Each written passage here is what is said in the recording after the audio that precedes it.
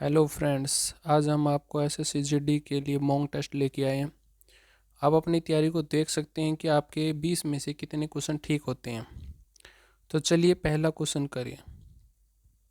आपके पास 1 मिनट है, उसके बाद मैं सोल्व करवाऊंगा।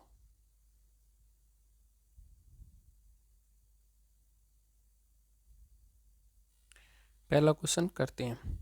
आपके पास होगा, जब धनात्मक संख्या ए बी और सी को 13 से विभाजित किया जाता है तो क्रम में से 9, 7 और 10 शेषफल प्राप्त होता है। जब a प्लस 2b+5c को 13 से विभाजित किया जाता है तो शेषफल क्या ज्ञात करें। तो शेषफल क्या होगा, चलिए इसे देखते हैं। जब भी आपको ऐसे क्वेश्चन दिए हो 13, यहाँ पर भी सेम हो और यहाँ पर भी सेम हो 13 13, तो आपको जो शेष बचा हुआ है पहले वाले का वो उसको उससे ही गुना कर देंगे। यहाँ पर a की वैल्यू 9 है, b की वैल्यू 7 है और c की वैल्यू 10 है। तो चलिए पुट करते हैं। तो 9 प्लस 2 को जब 7 से गुणा करेंगे तो कितना आएगा 14, प्लस 5 को 10 से गुणा करेंगे तो क्या आएगा 50, और इन सभी को हमें 13 से भाग देना है। तो इन सभी को हम 13 से भाग देंगे तो क्या आएगा, इन सभी का जोड़ कीजिए, जोड़ कितना आएगा 73 आएगा। इनका जोड़ कितना आएगा 73। तो 73 को 13 से भाग देंगे तो 13 पंजू 65, बच के कितने 8, तो 8 शेषफल बचा ना, तो 8 हमारा शेषफल ही पूछा, तो राइट आंसर ए। अगला क्वेश्चन करते हैं। अगला क्वेश्चन कीजिए, आपके पास 1 मिनट है।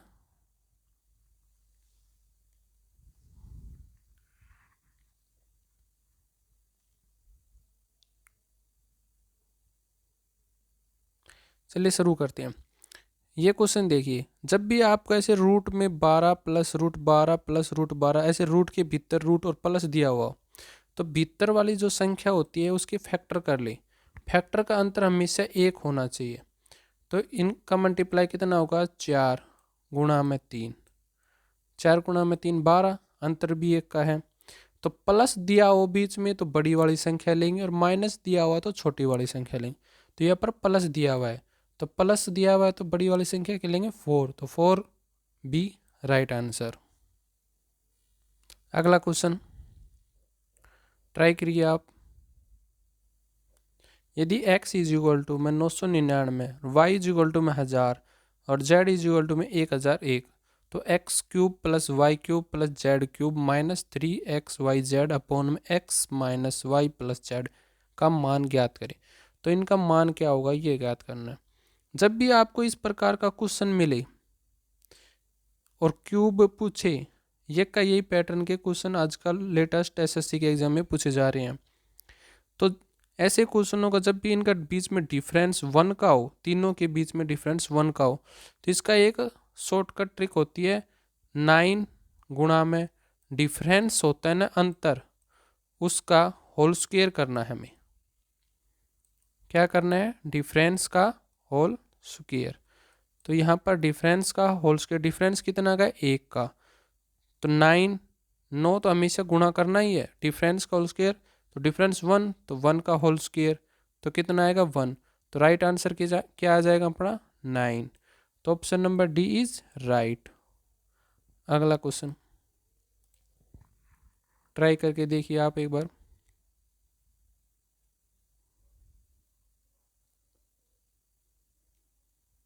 यदि x plus 1/x is equal to में 4√3 है तो x square plus 1/x square का मान क्या है। जब भी आपको ऐसी रकम दे दिया अपॉन में और स्क्वायर क्यूब या कुछ भी पूछे, तो इसका एक फॉर्मूला होता है x प्लस 1/x का मान कुछ भी दे दे, टीटा मान लें हम यहाँ पर, तो इसका एक फॉर्मूला होता है। और आगे स्क्वायर पूछे तो n स्क्वायर मतलब n स्क्वायर प्लस माइनस आएगा -2, तो हमें -2 करना है, n स्क्वायर -2 करना है। तो यहाँ पर n है वो ये वैल्यू है 4√3, तो 4√3 का होल स्क्वायर करेंगे हम यहाँ पर 4√3, इसका होल स्क्वायर करेंगे तो इसका होल स्क्वायर -2, तो होल स्क्वायर 4 का होल स्क्वायर 16 और √3 का 3, तो 16 × 3 48, मतलब 48 -2। जब 48 में से 2 जाएंगे तो कितना बचेगा 46, तो 46 अपने ऑप्शन नंबर ए, तो option number A is right answer.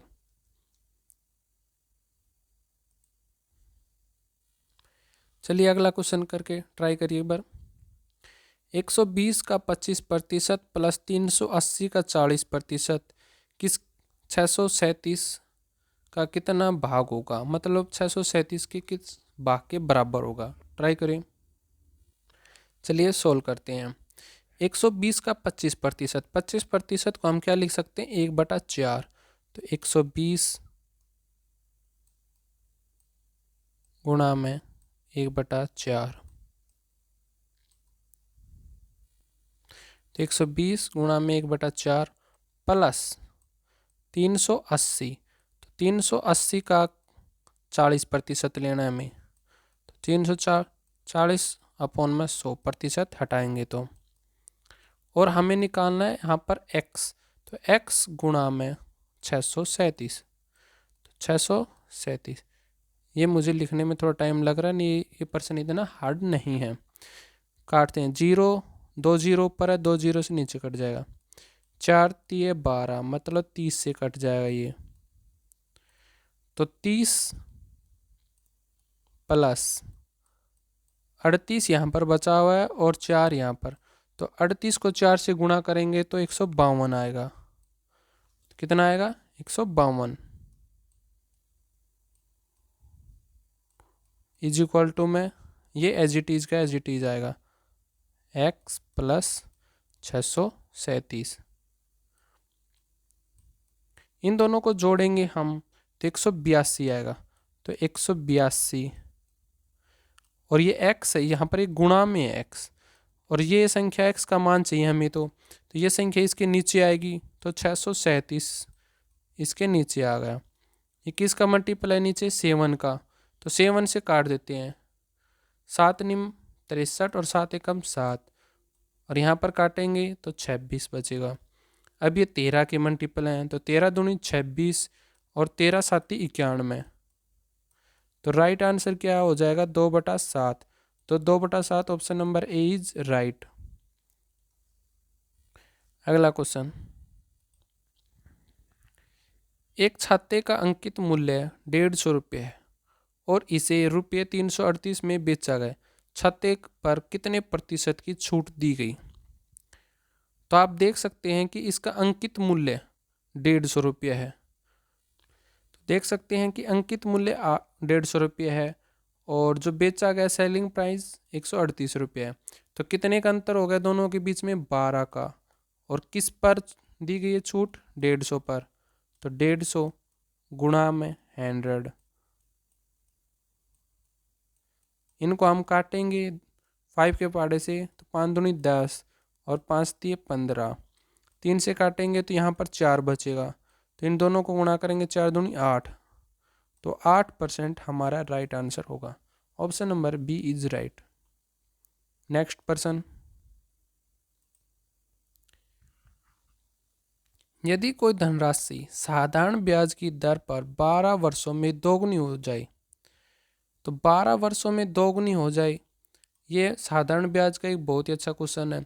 इस प्रकार के जब भी क्वेश्चन पूछे जाए तो दोगुनी हो जाए 4 गुनी हो जाए कुछ भी हो, तो वर्ष है ना, वर्ष ऊपर आएगा, दोगुना होगा तो 2 - 1 कर देना, कितना भी गुना हो उसमें से 1 माइनस करके, और जो आपके 12 वर्ष दे रखे हैं उनको भाग कर देना और गुणा में 100, ये एक ट्रिक है। तो 1/12 गुणा में 100 किसके बराबर होता है 8, सही 1/3 के बराबर। Option number C is right answer. अगला क्वेश्चन, चलिए क्वेश्चन करते हैं।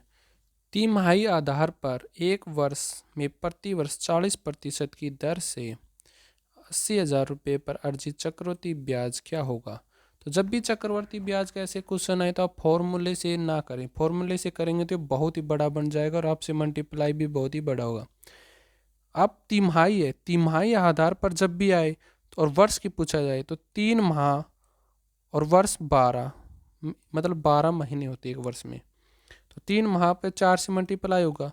जब भी ऐसे आए तिमाही 6 माही तो 12 से मतलब कितना गुना है वो कर लें, तो ये 4 गुना है, तो 4 से हम 40 को 4 से डिवाइड कर देंगे तो कितना परसेंट बच जाएगा यहाँ पर 10%, 10%, और वो भी 4 वर्ष के लिए हमें करना है।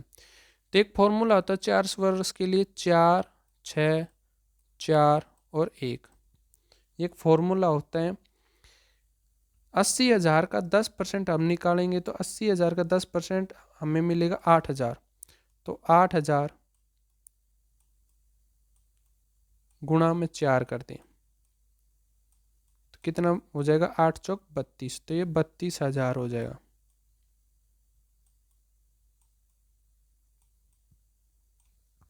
अगला, ये आगे हमें 10% फिर निकालना है क्योंकि हमें 4 वर्ष के लिए चाहिए, तो एक वर्ष हुआ भी, तो अगले दूसरे वर्ष के लिए 10% इस पर निकालना है हमें 8,000 पर, तो 8,000 का 10% कितना हो जाएगा 800, तो 800 गुणा में 6, ये 6, 4, 4, 1, ये 4 मंथ के लिए, तो 6 से गुणा कर दो इसको,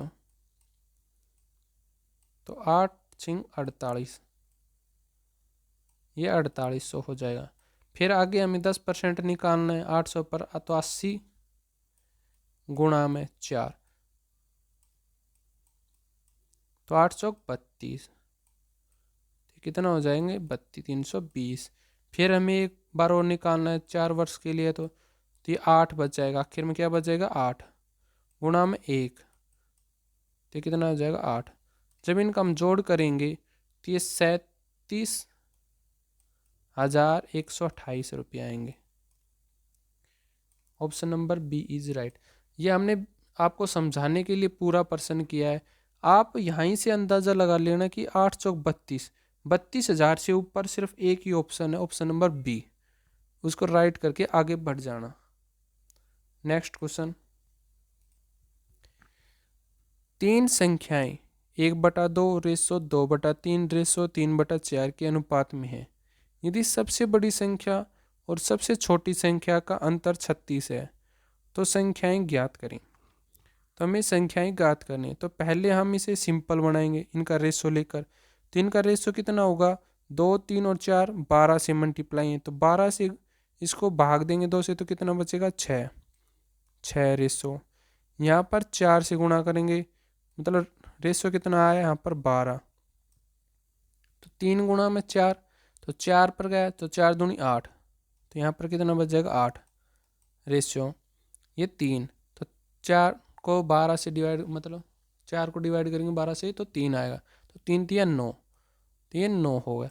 तो सबसे बड़ी और सबसे छोटी संख्या का अंतर 36 दे रखा है, तो सबसे छोटी और सबसे बड़ी संख्या का अंतर हमें कितना है 3, तो 3 का मान कितना दे दिया 36, तो ये कितने पर कट जाएगा 12, 12 ये 36, तो हमें जो रेशो है यहाँ पर x है उसका मान हमें मिल गया यहाँ पर 12, तो 12 हमें मिल गया, तो ज्ञात करें संख्याएं ज्ञात करनी है, तो 12 छिंग 72, तो 72 किस ऑप्शन में है पहले देखिए 3 ऑप्शन, मतलब ऑप्शन नंबर बी इज नहीं हो सकता। 12 8 96, तो 96 किस में है, इसमें भी नहीं है तो इसमें भी नहीं है, तो option number D is right, और 12 निम में 108, तो हमारा option number D is right answer. अगला क्वेश्चन,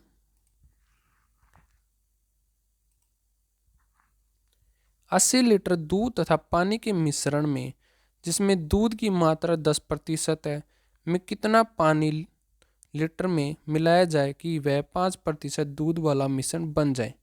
मतलब 10% दूध है उसमें दोबारा कितना पानी मिलाया जाए कि दूध की मात्रा 5% हो जाए। जब भी आपको इस प्रकार के प्रश्न दिखें तो सबसे पहले दूध और पानी की मात्रा निकाल लें। तो दूध और पानी की मात्रा, तो मिल्क रेशो वाटर, तो 10% क्या है? दूध। तो 80 का 10% 8 होता है। जब भी आपको 10% दिखे और वो आगे 0 दिखे तो एक 0 हटा देना चाहिए। और वाटर कितना बच गया? 72, क्योंकि 80 में से 8 जाएगा तो 72 ही बचेगा ना, तो 72 पानी बचे। अब हमें दूध की मात्रा 5% करनी है। तो दूध की मात्रा अभी हम 5% करेंगे तो 95% पानी होगा। तो कितना पानी और मिलाया जाए? तो हम जब 80 लीटर में 10% है तो 80 लीटर और मिलाते हैं। तो टोटल हमारे पास 80 पहले था, 80 और मिलाया हमने, तो 160 लीटर होगा टोटल। और दूध की मात्रा हमारे पास वही है अभी भी 8, और गुणा में 100 करते हैं। ऑप्शन से करके देख रहे हैं अभी हम। तो 8 दूनी 16 और 2 से काटेंगे इसको 5, तो आ गया ना 5%। तो 5% हमारा राइट। ऑप्शन नंबर डी से हमने ये किया। आप इस प्रकार के क्वेश्चनों को ऑप्शन से सोल्व करें, ऑप्शन से आपको ज़्यादा बेस्ट आंसर जल्दी मिलेगा। क्योंकि 80 लीटर में 10% था तो 80 लीटर और मिलाएंगे तो 5% हो जाएगा। तो option number D is right. अगला क्वेश्चन, यदि ए, बी तथा सी किसी काम को 30, 20 तथा 10 दिनों में कर सकते हैं तो बी तथा सी बारी बारी से काम में ए की सहायता करते हैं तो काम कितने दिनों में समाप्त हो जाएगा? आप एक बार ट्राई करके देखें इसको। चलिए क्वेश्चन करते हैं। ए, बी और सी कितने कितने दिन में करते हैं? 30 दिन में करता है ये कितने दिन में करता है? 20 दिन में करता है, और ये करता है 10 दिन में। सबसे पहले हम इनका एलसीएम ले लेंगे, तो एलसीएम इनका आएगा 60। तो 30, 60 2 बच, और इनका 3, और ये 6 पर जाएगा। इसमें लिखा है कि बी तथा सी बारी बारी से ए की सहायता करते हैं, मतलब बी और सी ने ए की सहायता करते हैं। तो एक दिन में कितना यूनिट कार्य करेंगे? 1 डे में। भाई 1 डे में एक दिन तो बी सहायता करता है ए की, और एक दिन सी करता है। जिस दिन बी करता है उस दिन सी नहीं करता, सी करता है उस दिन बी नहीं करता। तो ए और बी दोनों मिलके पहले दिन 5 यूनिट कार्य करेंगे। ये दिन है डे, डी है डी, 5 यूनिट। तो ये कितने कार्य करे? 5 यूनिट कार्य। दूसरे दिन कितना कार्य होगा? तो दूसरा दिन सी सहायता करेगा, बी नहीं करेगा। तो सी 6 यूनिट और 2 ये 8, तो 8 यूनिट कार्य होंगे। तो 8 यूनिट कार्य दूसरे दिन, मतलब 2 दिन में टोटल कितने यूनिट कार्य हुए? 8 और 5 13। तो 2 दिन में हमने कितने यूनिट कार्य कर लिए? 5 दिन तो पहले डे में किए, दूसरे दिन में 8 किए, तो टोटल 13 यूनिट। तो 2 दिन में 13 यूनिट कार्य कर लिए। अब हमें 60 तक जाना है, हमें 60 यूनिट कार्य करना है। तो 60 यूनिट कार्य करना है, तो ये 60 देखे 13 के पहाड़े में 60 कहाँ तक जाएगा? तो 13 चौका 52, मतलब 4, तो 52 यूनिट 4 पर जाए तो 4 को इससे गुणा करेंगे तो 8 दिन में हम 52 यूनिट कार्य कर लेंगे। तो 9वें दिन कौन कार्य करेगा? 9वें दिन ए और बी करेगा। तो ये 5 यूनिट ये करेंगे। तो 9वें दिन कितने यूनिट हो जाएंगे? 52 और 5 57, 57 यूनिट कार्य हो गया। तो बच गया कितना? 3 यूनिट। 3 यूनिट कौन कार्य करेंगे? ए और सी। तो 9 दिन और 3 यूनिट और कौन करेंगे? ए और सी। हाँ, तो हमारा आंसर क्या आ जाएगा? 9 सही 3/8। Option number A is right. आपको समझ में आया होगा ये क्वेश्चन इतना टफ नहीं था, आप समझ में आया होगा, बहुत ही आसान क्वेश्चन था। क्योंकि बारी बारी से कार्य करते हैं तो एक दिन में सिर्फ 5 यूनिट कार्य है, और ए और सी दूसरे दिन में 8 यूनिट, तो टोटल 13 यूनिट 2 दिन में करते हैं। तो हमें टोटल 60 यूनिट कार्य पूरा करना है। तो 60 यूनिट कार्य में कितने दिन में पूरा होगा, ये क्वेश्चन में पूछा गया है। तो 13 यूनिट 2 दिन में हुआ, तो 52 यूनिट कितने दिन में होगा? 8 दिन में। तो 9वें दिन कौन कार्य करेंगे, ए और बी करेंगे। तो ए और बी 5 यूनिट कार्य करते हैं तो 57 हो गया। तो कितना यूनिट बचेगा कार्य, 3 यूनिट। 3 यूनिट ए और सी करेंगे तो ए और सी कितना, 2 और 3 8, तो 8 हो गया। तो 9 सही 3/8 दिन में कार्य पूरा हो गया। अगला क्वेश्चन,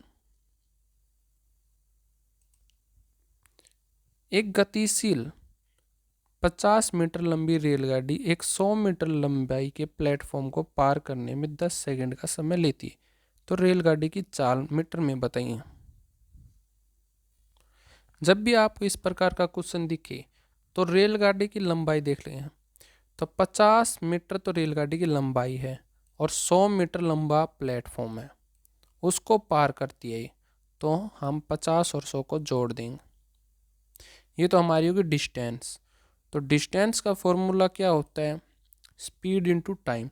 तो स्पीड हमें निकालनी, तो स्पीड को हम x मान लेते हैं यहाँ पर, और टाइम हमें दे रखा है 10 सेकंड।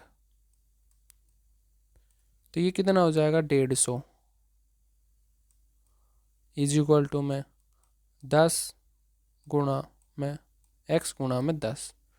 तो 0 से 0 कट जाएगा, तो x का मान कितना बच जाएगा, 15। तो option number C is right answer. अगला क्वेश्चन, 10 संख्याओं का औसत 7 है। यदि प्रत्येक संख्या को 12 से गुना किया जाए तो नया औसत ज्ञात करें। ये क्वेश्चन बहुत ही सरल है और ये एसएससी का लेटेस्ट वर्जन है और ये हर एग्जाम में पूछा जाता है। ये आपके एसएससी जीडी के एग्जाम के लिए बहुत ही इंपॉर्टेंट रहने वाला क्वेश्चन है। जब भी आपको इस प्रकार का क्वेश्चन देख के प्रत्येक संख्या को 12 से गुना किया जाए, तो गुणा जब भी नाम ले तो आपको इसको सोल्व नहीं करना है, डायरेक्ट औसत को इससे गुना कर देना है। तो 12 7 84, तो option number D is right answer. अगला क्वेश्चन, यदि sine theta is equal to में 9.96 तो कोट थीटा का मान ज्ञात करें। तो कोट थीटा का मान ज्ञात करना है हमें, साइन हमें दे रखा है। जब भी आपको इस प्रकार के क्वेश्चन दिखें तो उन्हें सोल्व करने का एक बहुत ही आसान तरीका है। साइन, पहले तो इसे सिंपल फॉर्म में बदल लें। साइन इज इक्वल टू में 96/100 कर सकते हैं हम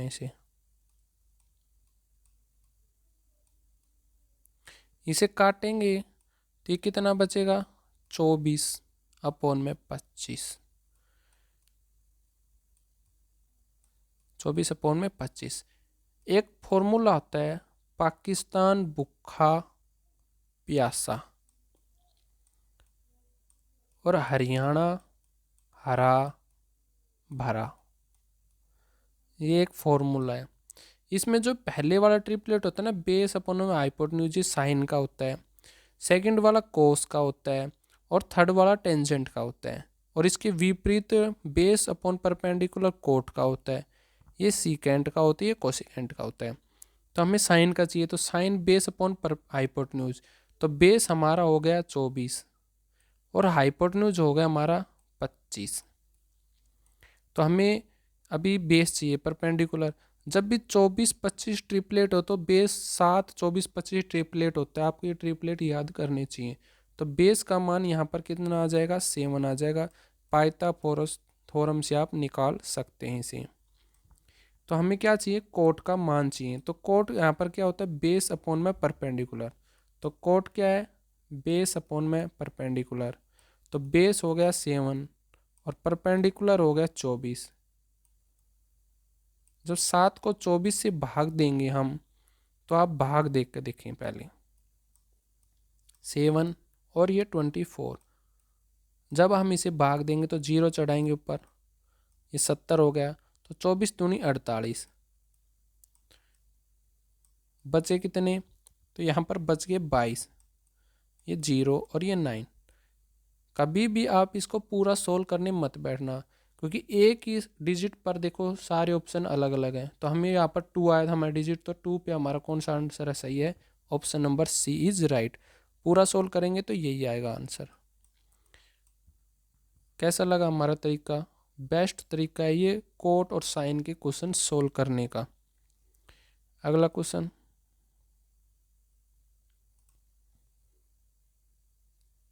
त्रिभुज यू वी डब्ल्यू में कोण V का मान 90 डिग्री है। यदि टेंजेंट U 12/5 है और यू वी 10 सेंटीमीटर है तो भुजा वी डब्ल्यू की लंबाई सेंटीमीटर में क्या होगी। चलिए इसे ऐसे क्वेश्चनों को सोल्व करते हैं। तो सबसे पहले ट्रायंगल मारते हैं। तो हम ट्रायंगल लेते हैं। ये एक ट्रायंगल है, राइट एंगल ट्रायंगल, जिसमें टेंजेंट U, टेंजेंट मतलब V का मान 90 दे रखा है तो ये V है यहाँ पर, तो U यहाँ पर आएगा, U V और ये W। तो V W का मान हमें 10 दे रखा है, U मतलब ये वाली संख्या में 10 है। देखो टेंजेंट U, हमें अभी आपको एक फॉर्मूला बताया था, पाकिस्तान भूखा प्यासा और हरियाणा हरा भरा। जब भी आपको ऐसे क्वेश्चन सोल्व करने हो, साइन हो टेंजेंट हो, तो ये फॉर्मूला बेस्ट है आपके लिए। तो हमने बताया था कि जो लास्ट वाला होता है वो टेंजेंट के लिए है। तो ये टेंजेंट के लिए तो base upon perpendicular upon base, तो परपेंडिकुलर का मान दे रखा है 12 और बेस का मान दे रखा है 5। तो ये ट्रिपलेट होते हैं 5, 12 और 13। पाइथागोरस थ्योरम से निकालेंगे 12 का स्क्वायर प्लस 5 का स्क्वायर तो कितने हो जाएंगे, 12 स्क्वायर 144 और 5 का स्क्वायर 25, तो 169। 13 का स्क्वायर आएगा तो हाइपोटेन्यूज की वैल्यू आ गई 13। तो ये देखें, ये हमें हमारा क्या होगा यहाँ पर, चलो इसे पहले मिटाते हैं फिर कर दें। ये इसकी वैल्यू हमें दे दी 12। पहले वाला सोल्व करें, यहाँ तक सोल्व करें पहले, तो फिर बाद में करेंगे। बेस 5 है हमारा और हाइपोटेन्यूज 13 आ गया। इसमें पूछा है तो भुजा वी डब्ल्यू की लंबाई ज्ञात करें। तो वी डब्ल्यू है जो ये है वी डब्ल्यू, इसकी लंबाई हमसे पूछी है, लेकिन हमसे यहाँ पर एक गलती होगी। यहाँ पर टेंजेंट यू बोल रहा है, तो टेंजेंट जब भी यू बोले तो यू मतलब वो बेस हो जाएगा। तो ये जब भी यू बोले तो बेस हो जाएगा। तो यहाँ पर 5 यहाँ पर करना है आपको और 12 यहाँ पर करना है। जब भी आपको आगे जो यू वी दे तो वो बेस होगा, परपेंडिकुलर हमेशा आपके सामने वाला होगा बेस के, और सबसे बड़ी भुजा हाइपोटेन्यूज तो है ही। तो ये 5 हो गया। तो वी डब्ल्यू हमसे ज्ञात करना है, तो यू वी का मान यहाँ पर 10 दिया, तो हमारा आंसर तो 5 आया। उसने दिया 10, तो कितने गुना है, ये 2 गुना है। और इसमें निकालना है, इसमें हमारा आंसर 12 है, तो इसका 2 गुना कर देंगे हम यहाँ पर, तो 12 दूनी 24। तो राइट आंसर हमारा बी। इसमें हाइपोटेन्यूज निकालने की जरूरत नहीं है, लेकिन मैंने आपको समझाने के लिए किया है ये बस। अगला क्वेश्चन, 8 सेंटीमीटर त्रिज्या वाले वर्त के अंदर बने वर्ग का क्षेत्रफल ज्ञात करें।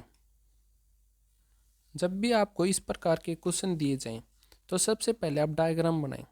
तो 8 सेंटीमीटर वाले वर्त, वर्त मतलब सर्कल, ये सर्कल है, इसमें कोई 8 सेंटीमीटर की एक भुजा है, इसके अंदर वर्ग मतलब एक स्क्वायर बनाएगा, तो इसके अंदर एक स्क्वायर बना देते हैं। चलो ये एक स्क्वायर बन गया। तो हमें इस स्क्वायर का मतलब इस वर्ग का क्षेत्रफल ज्ञात करना है। तो स्क्वायर की साइड पता हो तो हमें वर्ग पता चल जाता है, उसका साइड का स्क्वायर ही क्या होता है, एरिया होता है। स्क्वायर वर्ग का एरिया ए स्क्वायर होता है। तो इसकी पूरी को लंबाई हम बता देते हैं, डायमीटर हो जाएगा। तो डायमीटर रेडियस 8 थी, तो डायमीटर कितना हो जाएगा 16। तो ये देखो स्क्वायर का क्या बन गया, डायगोनल बन गया। स्क्वायर का डायगोनल क्या होता है, a√2 होता है, और हमारे यहाँ पर क्या दे रखा है 16। तो हमें चाहिए a की वैल्यू, तो a की वैल्यू कितनी हो जाएगी 16/√2, और a स्क्वायर की वैल्यू चाहिए, तो मतलब 2 बार गुणा कर दो इसको ही 16/√2। तो ये कितना हो जाएगा 16 गुणा में 16 अपॉन में √2 को 2 कितना बच जाएगा 2। तो इसको हम काटेंगे तो ये 8 पे, तो 16 8 128। तो option number C is right answer. आपको समझ में आया होगा आसानी से, क्योंकि त्रिज्या दे रखी तो डायमीटर बना दिया, तो डायमीटर ही क्या बन गया, पर डायगोनल की साइड बन गई। तो डायगोनल की साइड क्या होती है, a√2 होता है और 16 के बराबर। तो a की वैल्यू हमने यहाँ से निकाल ली, तो a की वैल्यू निकाल ली, तो a का स्क्वायर ही क्या होता है, वर्ग का स्क्वायर होता है। अगला क्वेश्चन 4.5 माइनस ब्रैकेट में 3.2 भाग में 0.8 गुणा में 5 प्लस 3 गुणा में 4 भाग में 6 का मान ज्ञात करें। तो ये सिंप्लीफिकेशन का एक क्वेश्चन है जो हर एग्जाम में मतलब इजी टू मॉडरेट लेवल होता है, वैसा ही हमने एक मॉक टेस्ट ये बनाया है। तो सबसे पहले हम ब्रैकेट को सोल्व करेंगे। तो इस ब्रैकेट को सोल्व करते हैं, तो ब्रैकेट के अंदर भाग है तो भाग को सोल्व करेंगे। तो यहाँ पर भी 0 और यहाँ पर भी पॉइंट के बाद 0, मतलब पॉइंट पॉइंट कैंसिल। 8 को जब 32 से भाग देंगे तो 4 बचेगा, तो 4 गुणा में 5 करेंगे तो यहाँ पर कितना बच जाएगा, 20। तो कितना आ गया, 20। तो 4 माइनस 20, यहाँ पर सबसे पहले भाग को सोल्व करेंगे। तो भाग को सोल्व करेंगे, तो भाग को सोल्व करें तो हमेशा डिवाइड में आ जाते हैं मल्टीप्लाई करके। तो 3 दूनी 6 और 2 इसी से काटेंगे तो 2, मतलब इस पूरी डिजिट का मान 2 आ गया है। क्या मान आ गया है, 2। और इस पूरे ब्रैकेट का मान आ गया 20। तो ये कितना हो जाएगा, 4 पॉइंट माइनस के 20 और प्लस का 2। तो इसको हम सोल्व करेंगे। तो 4.2 और 2 कितने हो जाएंगे, 6। तो प्लस के 6.5 और माइनस के 20, तो कितने बचेंगे, माइनस के 13.5। तो यहाँ पर माइनस आएगा, ये थोड़ा मिस्टेक है ऑप्शन में। तो option number A is right answer. अगला क्वेश्चन, इस प्रकार के क्वेश्चन हमने अभी पीछे किया है कि यदि √x minus 1/√x equal to 5 हो तो x² प्लस 1/x² बराबर होगा। इस प्रकार के प्रश्न सोल्व करने का सबसे आसान तरीका, हमने अभी आपको बताया था कि x प्लस 1/x हो तो उसका square n² plus n² minus 2 होता है। हमने भी पीछे डिस्कस किया है। वो कब किया था, जब x प्लस 1/x दिया हो। तो हमें इस फॉर्मेट में इसको चेंज करते हैं जब हम इसका होल स्क्वायर करते हैं, मतलब दोनों तरफ बोथ साइड स्क्वेयरिंग करते हैं। तो इसका भी स्क्वायर कर दें और इसका भी स्क्वायर कर दें। तो इसका स्क्वायर करेंगे तो x प्लस इसका स्क्वायर करेंगे तो 1/x, मतलब होल स्क्वायर क्या, माइनस 2 √x गुणा में 1/√x और इज इक्वल टू में 5 का होल स्क्वायर करेंगे तो 5, मतलब √5 का 5 बच जाएगा। 2 से रूट कैंसिल हो जाएगा, ये से रूट कैंसिल हो जाएगी। 2 इस तरफ आएगा माइनस का तो 7 हो जाएगा। तो ये फॉर्मेट बन गई ना, x प्लस 1/x का मान कितना हो गया, 7 हो गया। और वही हमें चाहिए था, तो किसका मान कितना हो गया, 7। तो इस फॉर्मूले में रख देते हैं n², n का मान 7 आ गया, तो 7 का स्क्वायर 49 और माइनस 2, तो कितने आ गए, 47। तो हमारा राइट आंसर क्या हो गया, 47। आपको हमारा मॉक टेस्ट कैसा लगा, इसे ज़्यादा से ज़्यादा लाइक और शेयर भी ज़रूर करना। आगे भी हम आपके लिए ऐसे ही बढ़िया क्वेश्चनों के मॉक टेस्ट लाते रहेंगे और बेस्ट ट्रिक के साथ आपको सोल्व भी कराएंगे।